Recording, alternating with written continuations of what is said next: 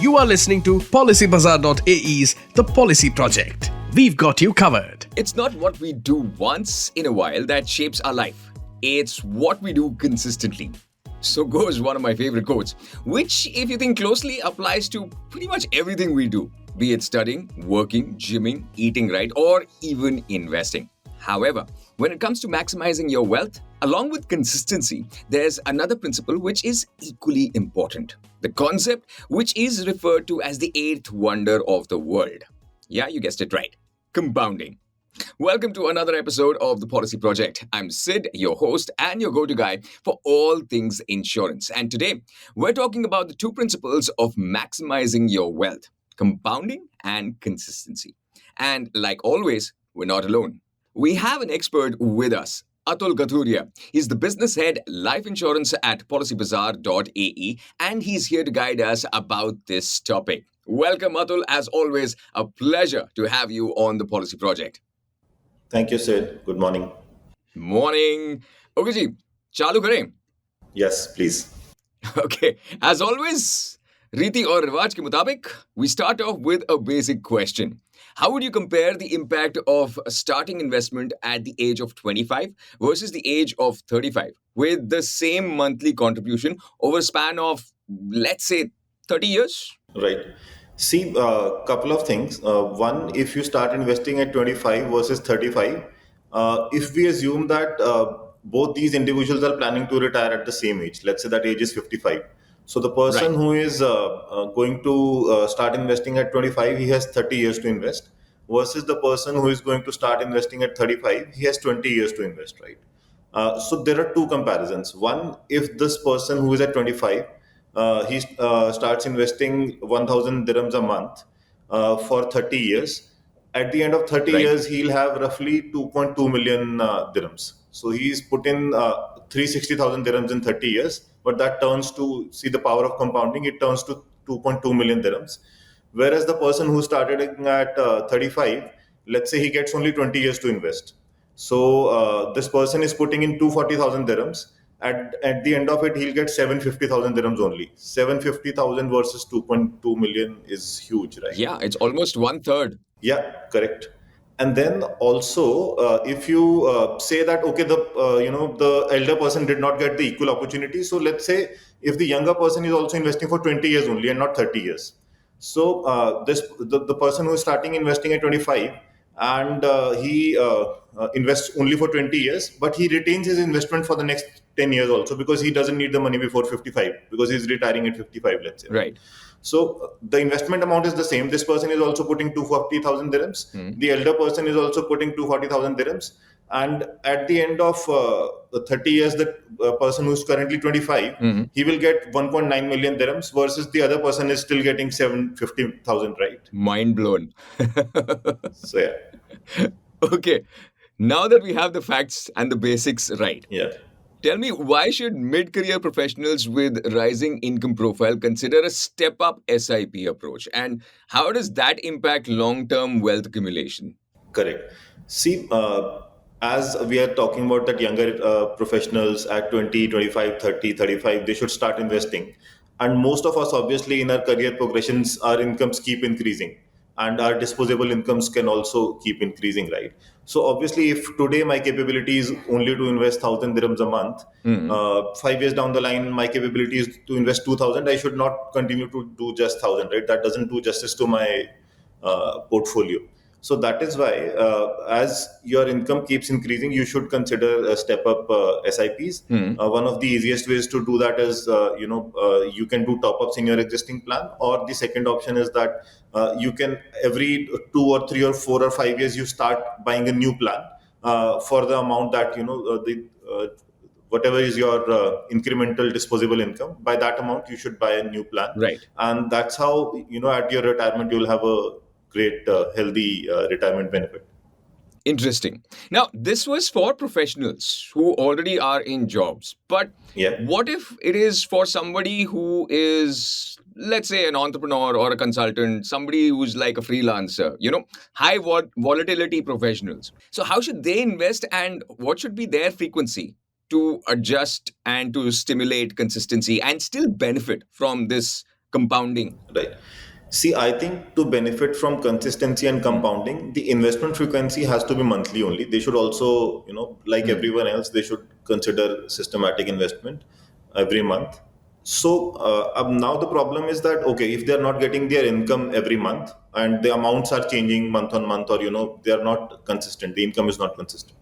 So I would recommend what they should do is they should know a goal in mind that per annum at least whatever 30,000 or 40,000 dirhams I can put in investments per year. Okay, not monthly. Okay, so now whenever they get a lump sum amount as an income, they should set that aside in an fixed deposit in a bank, which gives a decent rate of return, and every month pull out 3,000 or 4,000, whatever their appetite is, and put it in a systematic plan so that they are able to get the benefits of consistency and market compounding, versus putting lump sum amounts whenever they get it, right? The markets could be high or low at that time, and it will not give them the optimal results. So best to still keep investing systematically every month. Interesting. Okay. But what if the market volatility discourages consistent investing? तो उसके अंदर कोई strategies हैं that as an investor we can adopt to maintain the discipline needed? Yes. See, for most of us, maybe 95, 98% of us who are retail investors, हाँ. it's not possible to time the market. That is the learning over my 15 years of career, and advice from people who have been in the industry for longer, much longer. Right. Is that don't try to time the market. So the meaning is that you should not think that today the market is low, so should I invest or not, or today the market is high. It does not make any sense. If the market is high, it could go further higher and you don't have any control over it. If the market is low, it could go further lower, you don't have any control over it. The best solution for retail investors like us is that we keep investing consistently whatever the market price is, and your investment amount should be the same, so you are prevented across the volatilities. So you should not be sentimental about whenever the market is at a very high or a very low. Be consistent is the answer. Right. So dollar cost average के अंदर सारा कुछ निकल जाता है उसमें. Dollar cost Yes. averaging is only to prevent from currency fluctuations, but market fluctuations may, yes, it will average out. Okay, perfect. So different investment strategies at different age groups. अगर उसके बारे में बात करें in terms of millennials या Gen Zs जो आज की हैं या फिर Gen X who are 45 plus. So what would that be according to you? So the significant difference across these is that the age group segment is different. Hence, their risk profiles or risk appetite would be different.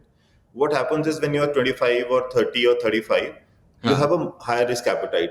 Why that is because the markets, even if they are fluctuating over a 5-year period or a 10-year period, the markets have been known to give good returns if you invest for longer, which is 15, 20 or 30 years, right? So if I'm starting investing at the age of 25 or 30, I have 25 to 30 years for my retirement, and hence my horizon is longer. So even if let's say I started investing in 25, right, and when I'm 35, which is 10 years down the line, there is a very bad market scenario. Be it whatever reason, some crashes in the US, or some pandemic, God forbid, and the market is very low. But by the time you want that money back, which is at the age of 55 or 60, the market would have corrected, right? So for you, it is okay. For someone who is at 45 or let's say 50, they want to keep their money invested for only for the next 10 years only. And if such an event happens, things might not be so good for them, right? So that is why when you are at a younger age, you should put more of your investments in instruments that give higher returns with higher risk, obviously. And when you are at a older age, let's say 45, 50, you tend to put more of your investment in safer investments, debt funds, or low risk fund, which obviously have low growth, and also maybe gold or real estate. But at a younger age, it's much more sensible to put in high risk and high return investments. Now, taking from the Gen Z and the Gen X wala generation, let's go into inflation going forward into the future. How does inflation erode the benefits of compounding, and how can you as an investor mitigate this risk while still staying consistent? Right. Let's first understand the basic of it, right? So let's say one of my retirement goals is to buy a holiday home in Goa. and that home today it costs, let's say, 1 million dirhams. Okay, so I start investing accordingly, that I'll invest so and so amount over the next 20 years, and eventually I'll have 1 million dirhams.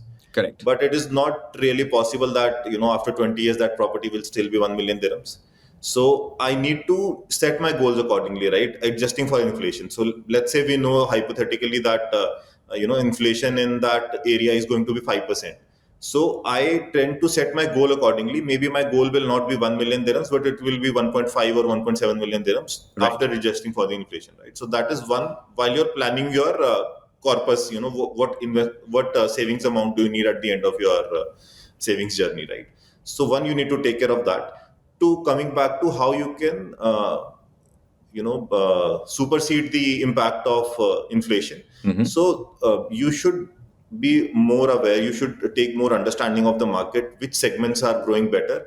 You could do that on your own. You could take expert advice from advisors, financial advisors and advisors at Policybazaar.ae, that which segments are currently outperforming inflation, right? So for example, biotechnology sector has been outperforming inflation for quite some time.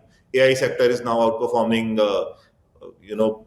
inflation for quite some time. So if you choose your investments wisely, you will still beat the inflation significantly and get higher net results. Interesting and an insightful segment indeed. Thank you so much, Atul. And Avi, let's move on to our next segment, which is Ask Away. Now, यहाँ पे we take up FAQs by our listeners and respond to them with the help of our experts. So, if you too are inquisitive, you too are a curious learner like myself, and you've got questions about finance, about insurance, then don't hesitate. Just ask away. Slide into our DMs on Instagram, follow us on Policy Bazaar UAE, or reach out to us via any of the other social media channels, and we'll try our best to answer your questions in the next episode. Today, however, we shall be taking up questions which we received in our inbox related to the two principles of maximizing your wealth early. So, Atul, ready with Askaways? Yes. Okay, ji. So the first one is coming in from Adil.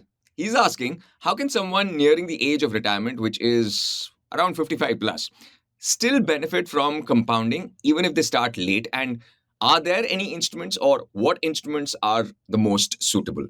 Right.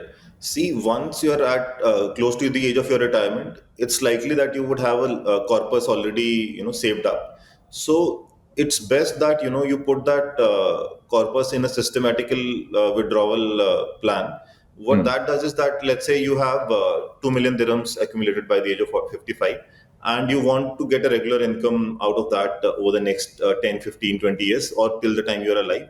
If you Yeah. keep that money consistently in an instrument, you get amazing returns, and the power of compounding still helps you. Right. Okay.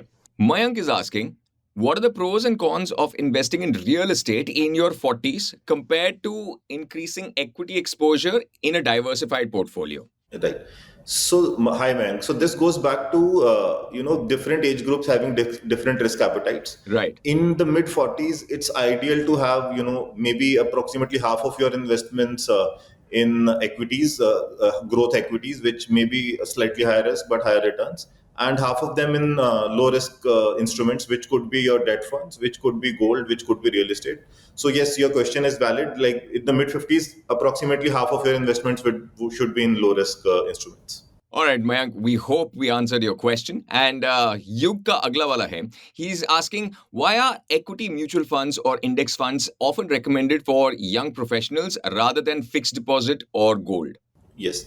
So again, because at a young age the risk appetite is higher, हाँ जी. your fixed deposits or your gold could give you a return of, let's say, 5 to 7 to 8%, versus if you pick good equity funds, they would give you a return of 13, 15, 17%. And believe me, over a period of 10, 15, 20 years, that will give a massive impact.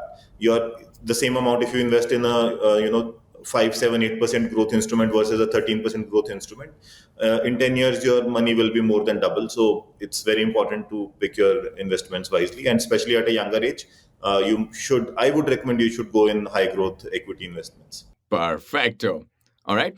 अगला question है आशना का, and she's asking, what are the emotional investing errors and how can one avoid them to maintain a better portfolio? Right. So this goes back to consistency. We discussed that, whenever markets are at extreme high or extreme low, some people might think this is not the right time to invest in the market. The idea which we are discussing today, and which I believe in fundamentally, is that you should be consistent in your investments month on month. Whatever happens, you should be consistent. Right. If the market is at very low today, you don't know, it could go higher or lower from that point. So investing at every month helps you with averaging out the cost of the funds that you buy. So don't be emotional about market. My colleague is saying this, my uncle is saying that, and market is going to crash further, or market is going to go 2x from here. Uh-huh. You just be consistent in your efforts, and you will get the returns. Perfecto. Okay, our last question here, Karthik. He's asking, in dual income families, which is like in Dubai, in the UAE, it's very common. How can couples with different risk levels and goals invest together smartly? Yeah, that makes sense. A lot of our households have such a situation. Ji. So I would say, both of them, one, they should understand what are their risk appetites individually. So let's say there is A and B in the household, and their total disposable income for investments is 10,000 dirhams. Okay. Right. So let's say says that, my risk appetite is 70% I want to invest in growth funds, and 30% in debt funds or low risk funds, versus B says, मेरा तो 50-50 है कि 50% I want to be in growth, and 50% in conservative funds. Right. So what that does is, एक का 70 है, एक का 50 है, so take an average. So rather than doing 70-30 or 50-50, do 60% in growth and 40% in conservative. That helps solve the problem. And if at all you need more advice or more guidance on that, you can obviously speak to our advisors at Policybazaar.ae, and they will help you out. Perfecto. Karthik, we hope you get in touch with the guys at Policybazaar.ae. Alright, so this brings us to the end of this segment, but don't go just yet. If you have any questions about finance, about insurance, simply ask away. DM us on Instagram, follow Policybazaar UAE, or reach out to us via any of the other social media channels, and we'll try our best to answer your questions in the next episode. For now, though, I hope we're all set with our knowledge regarding the 2 principles for maximizing your wealth early. We shall meet again in the next episode with more informative, more insightful content along with our experts. Thank you so much, Atul, for this conversation. As always, a pleasure to have you on the podcast. Thank you. That's it for today, everyone. See you in the next one. Till then, take care and stay tuned. You were listening to Policybazaar.ae's The Policy Project. We've got you covered.